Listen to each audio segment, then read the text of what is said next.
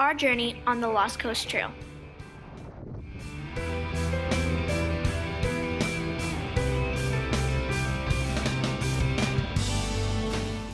Our group consisted of 8 people, 6 adults and 2 very ambitious kids. Some things about the Lost Coast Trail. Miles. 24.6. Way out. None, forward or back. Terrain. Rugged coastline. Trailhead. Mattoll Point. Ending point. Shelter Cove. Ways to hold food. Bear Canister. Difficulty level 1 through 10. 7, moderate. Number of impassable high tides. 3, Time of year to go. May to early October. Sea life. Whales and sea lions. Welcome to our journey on the Lost Coast.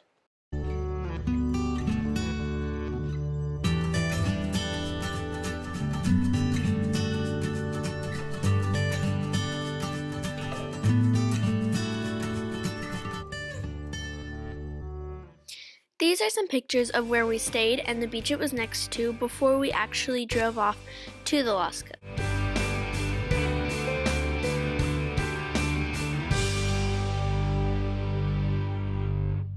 And we're off on our 2.5-hour drive to Mattoll Beach.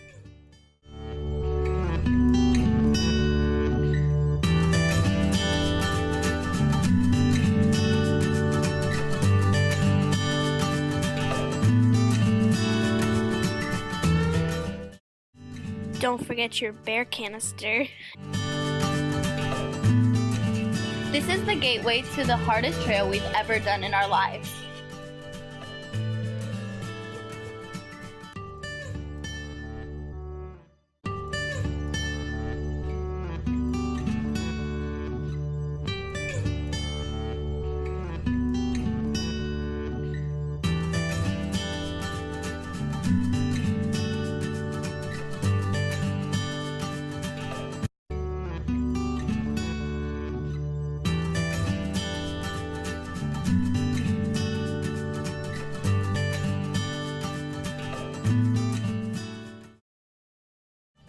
Day 1 at the lighthouse called Punta Gorda. We climbed all the way to the top and we ate lunch here. Salami, cheese, and crackers. It was so much fun.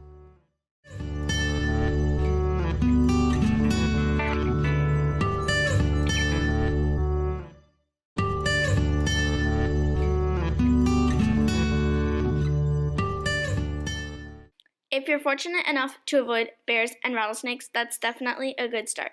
But make sure you don't slip and break a leg either, because you can't even remember the last time you had cell service. And there are actually no roads in or out of the Lost Coast Trail.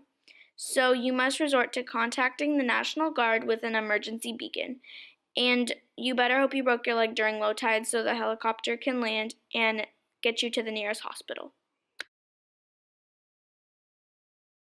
The corners were probably one of the hardest parts because they seemed never ending and it was always like corner after corner after corner and just around the corner.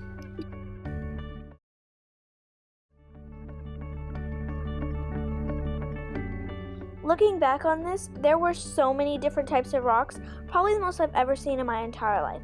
But we definitely cannot forget about how hard they were to climb over.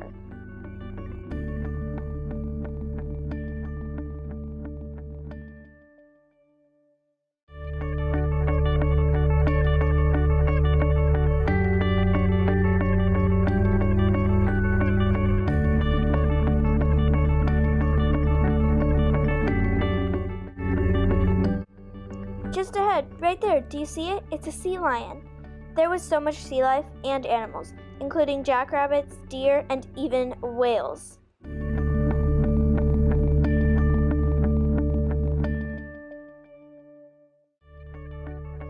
This was a really cool moment on the trail because most of it was sunny, hot beaches, but just back a little, there was a cute little river that we had to cross, and it had a lot of greenery, which was really cool to see, since we weren't used to that for most of the hike.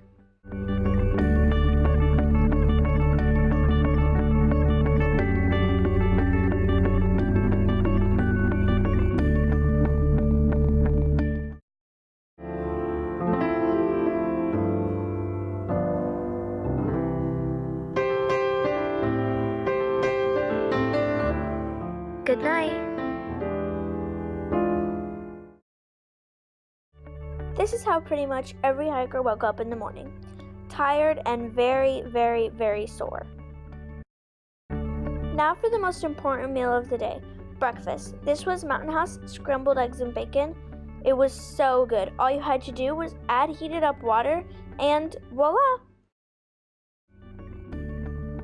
This might sound a little funny, but I honestly loved this meal, and looking back on this clip, it makes my mouth water. It was so good, and it was definitely my favorite.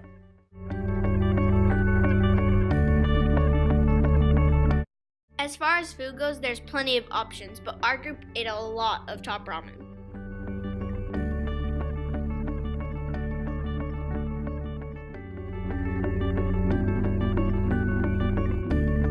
How did you sleep?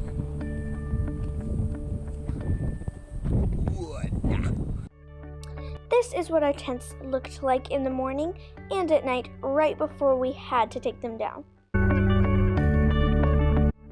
I was talking about how we saw a rattlesnake the night before that was so scary, but we did have to kill it just to make sure it didn't come in our tents at night. But make sure you beware of rattlesnakes. They hide under rocks and in driftwood. Oh, and don't forget about this sign we saw.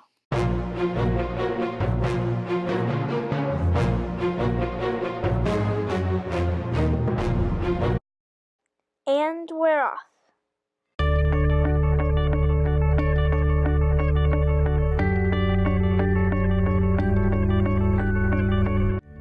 This was probably one of the hardest parts of the trip because it was so hot out.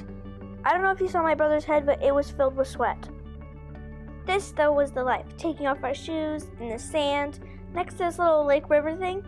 And then after, we went back to our camp spot. That was one of the worst days of my life. Going through rocks and mountains and up and down and corners and corners and corners never ending. It was horrible because, I was kind of dying out there. Okay, well, yeah, get back to you guys.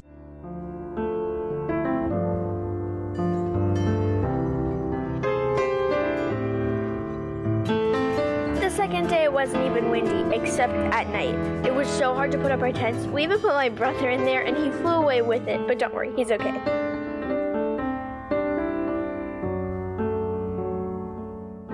Good night.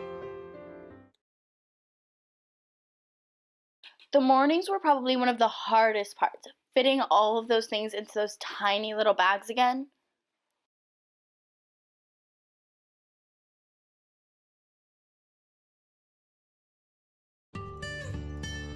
Oh, but like last night, I didn't even want to eat my ramen. Oh my god. I like forced myself.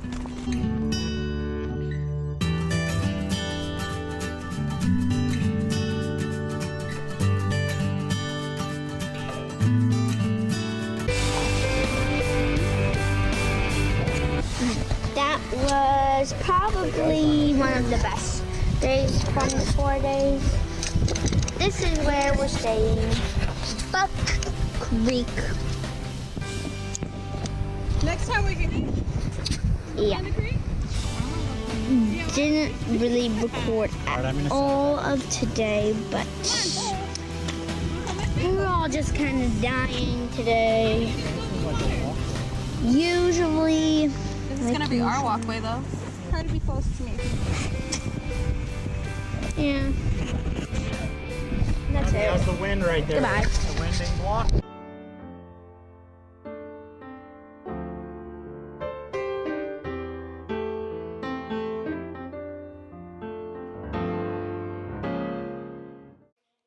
We definitely wanted to get on the road for this one because it's the last day. Woo woo!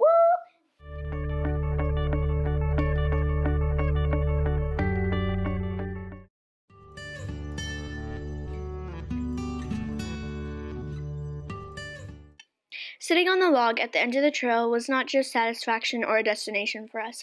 It was our version of a fairy tale.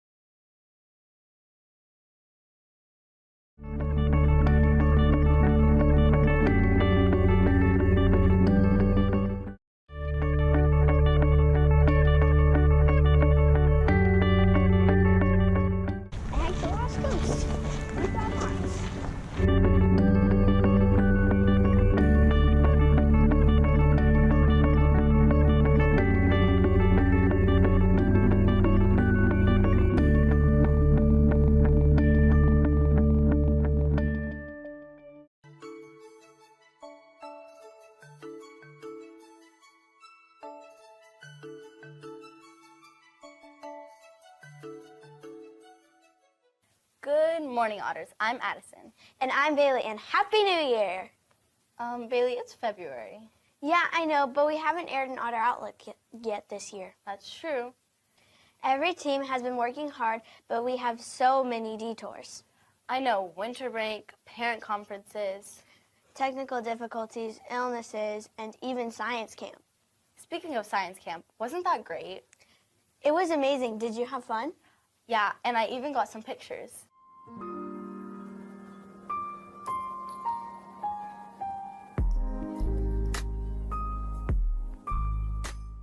And for the rest of you younger students, start saving now. You won't want to miss science camp when you get to 6th grade. Speaking of students, let's see what else they have been doing. Well, I know the 2nd graders went on a field trip to the theater. Here are a few pictures.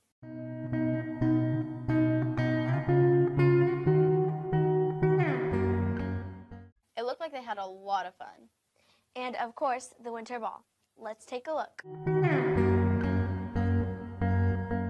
Wow, the cafeteria looked amazing.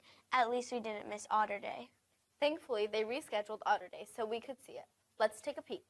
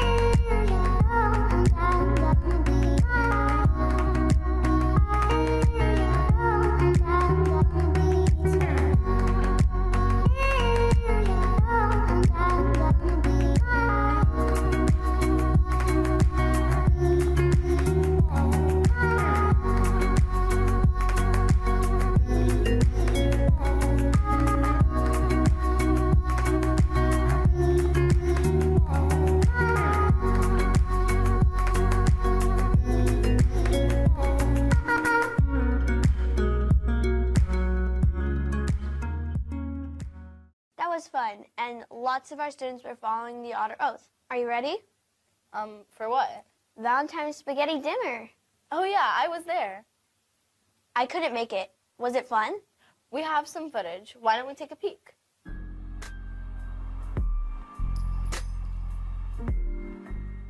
That looks so fun and yummy. Now I'm hungry. I wonder what we are having for lunch. Today we're having tacos with salsa and cheesy breadsticks with marinara sauce. On Wednesday, we are having chicken patty sandwich with mini corn dogs. On Thursday, we're having turkey gravy over mashed potatoes with roll. Cheeseburger sliders and holiday cookie with all meals.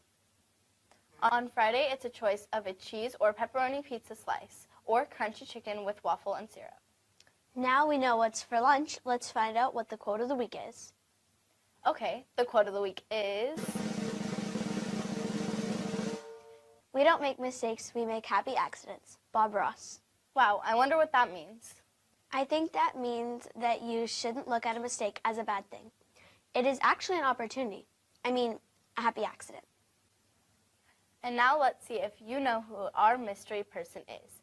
It's time for the match game.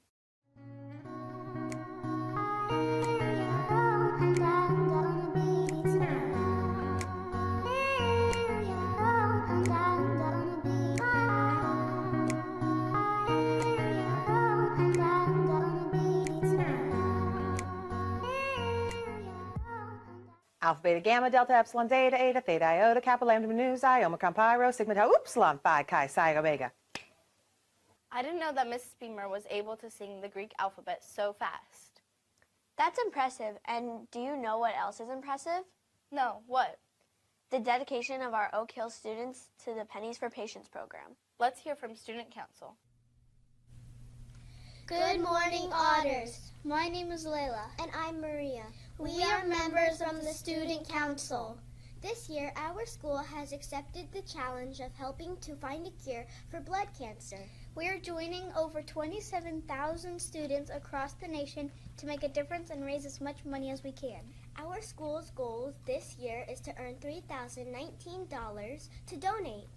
Be on the lookout for next week's for information to come home in Thursday folders about the individual prizes you can earn.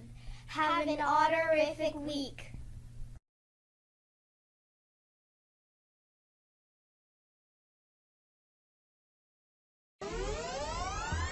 Look at Mrs. Redding rocking her pajamas. Hopefully you all remember to wear your pajamas today and bring your pennies in to donate to Pennies for Patients. Talk about an 80s flashback. Look at all the fabulous neon. Tomorrow is Neon Nickels Day. Break out your best neon and bring those nickels.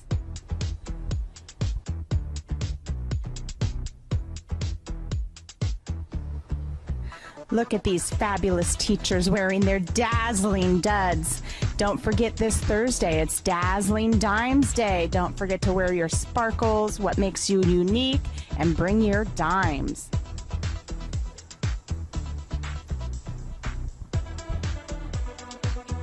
Talk about some crazy teachers. Just look, oh, they're breaking out their crazy hats. This Friday is Crazy Quarter Day. Don't forget to wear your crazy hats. You can also wear some crazy socks and bring in some quarters to support cancer patients.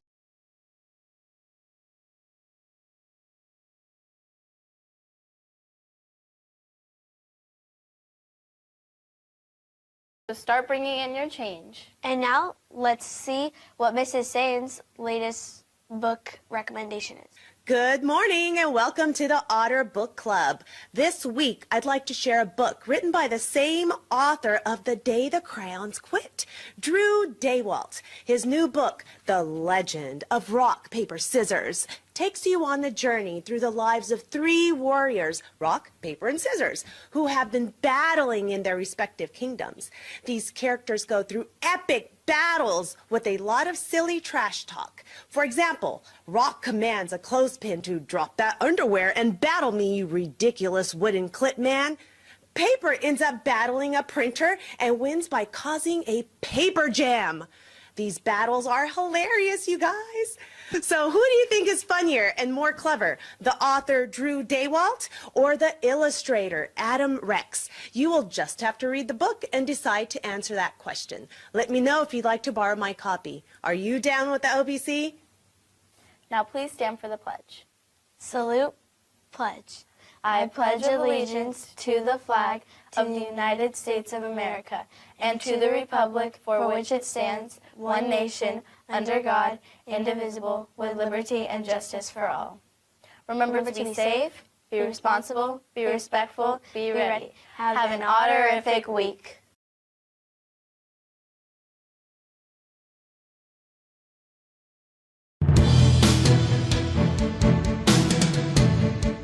Hello, I'm Katie, and I'm here with Analia.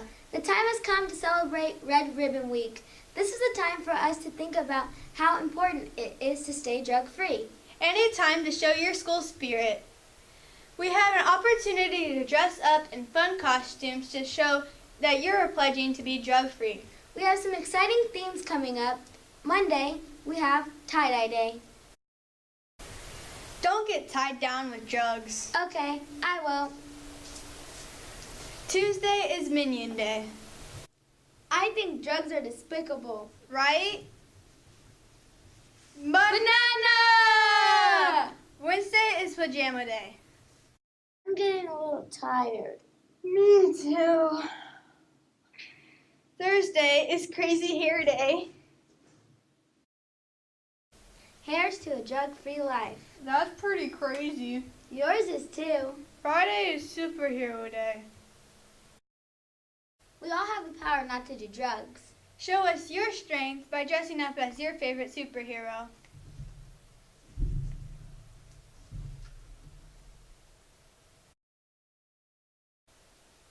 Wow, that was fun. Now you have some ideas of what you can do to show your spirit for Red Ribbon Week. Can't wait to see you guys dressed up. Until next time, hope you pledge to be drug-free. Bye!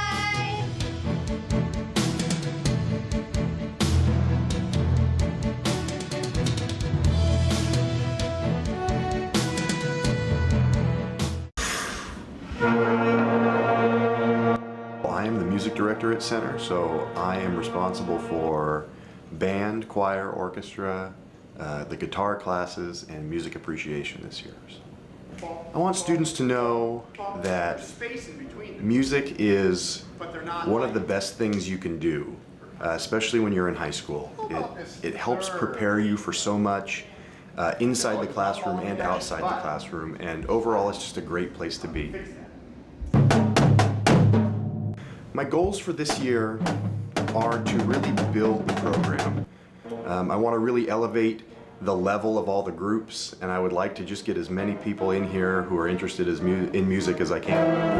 Thank you. Go Center! Cross country is a sport that most people think that all you do is run. While part of that may be true, there's many other aspects of the sport. Cross country running is more than just running. It made me like a more dedicated person, like a hard-working person. It taught me a whole lot. I've been taught like how to be a better person through cross country, like how to meet more people, how to bond with people. It's like a family experience. It made me a more dedicated, hardworking, competitive person overall. I learned across country that if you work your hardest and do your best, you'll get the best result in the end. I kind of got like really athletic, and it helped me like stay in shape and do stuff like I never thought I could do. And the life lesson I learned is if you think negative, then your life's gonna go negative. If you think positive, then your life's gonna be positive. Because if I think like positive during a race, then I do better. As you can see, running does teach us a lot about life. After a successful season, the cross-country team made it to the subsections.